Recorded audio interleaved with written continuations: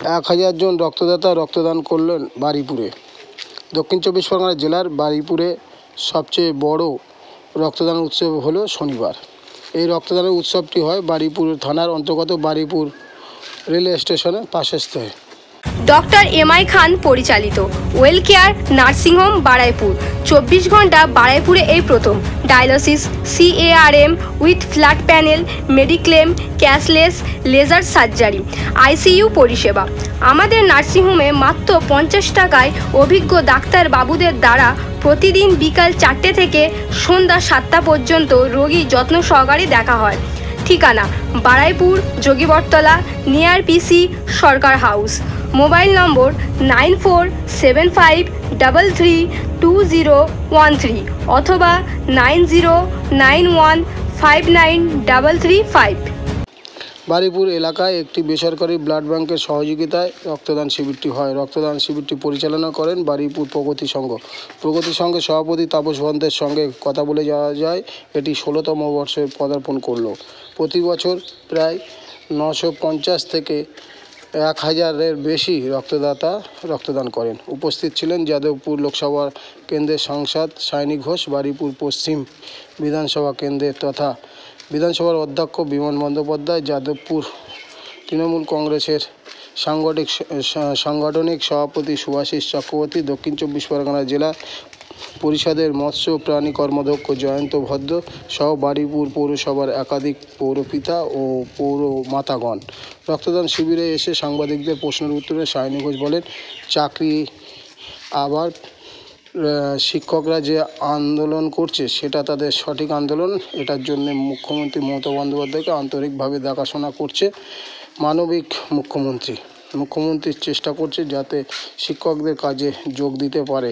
বিরোধী দলের নেতা তথা বিজেপি নেতা শুভেন্দু অধিকারী ও CPIM নেতা শতরূপ ঘোষ তারা রাজনৈতিক উদ্দেশ্যে সেখানে গিয়েছিল, এটা তাদের পলিটিক্যাল এজেন্ডা। তিনি আরও বলেন, শুভেন্দু শতরূপ এদের নিজেদের কোনো চাকরি যায়নি, সেখানে গিয়ে ফেক সেন্টিমেন্টাল দেখাচ্ছে। শিক্ষকদের একটাই জিনিস বুঝতে হবে, তাদের হয়ে লড়াই করছেন একমাত্র মমতা বন্দ্যোপাধ্যায়। দিদি চাকরিহারা শিক্ষকদের হয়ে লড়ছে, প্রথম থেকেই শেষ পর্যন্ত দিদি লড়বে চাকরিহারা শিক্ষকদের জন্য। এই রক্তদান শিবিরে এসে বিমান বন্দ্যোপাধ্যায় ও সায়নী ঘোষ কিছুক্ষণ আগে CBSCর 10ম শ্রেণীর ফলাফল বেরোনোর তাতে বারুইপুরে একটি বেসরকারি মনফমেন্ট স্কুলের ছাত্রী সায়েদ সম্প্রতি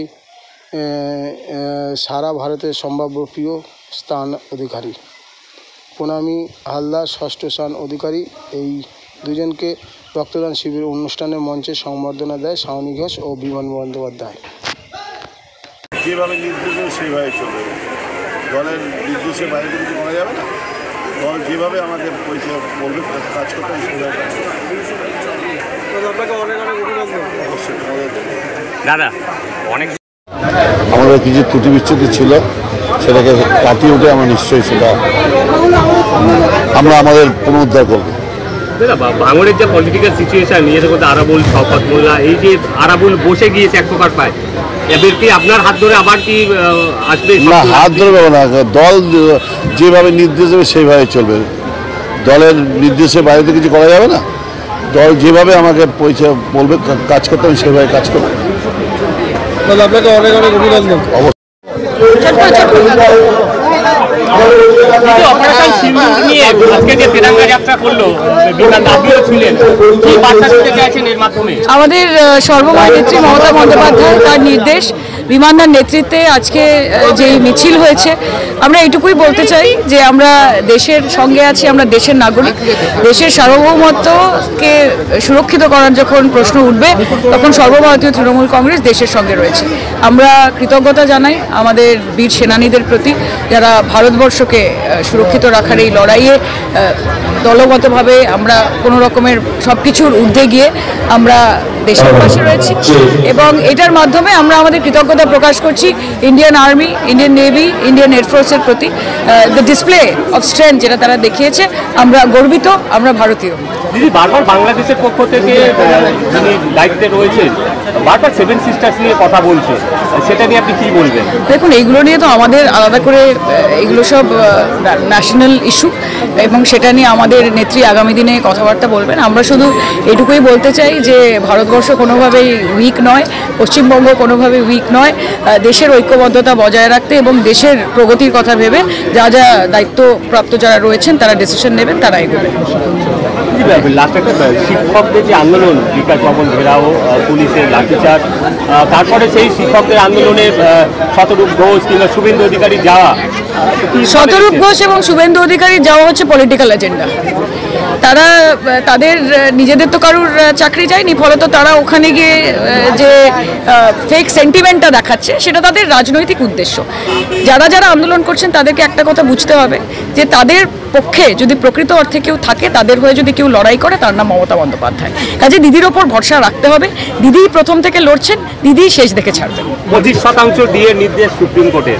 ঠিক আছে, এটা সুপ্রিম কোর্টের নির্দেশ, এটা নিয়ে আমাদের আলাদা করে কিছু বলার। Thank you.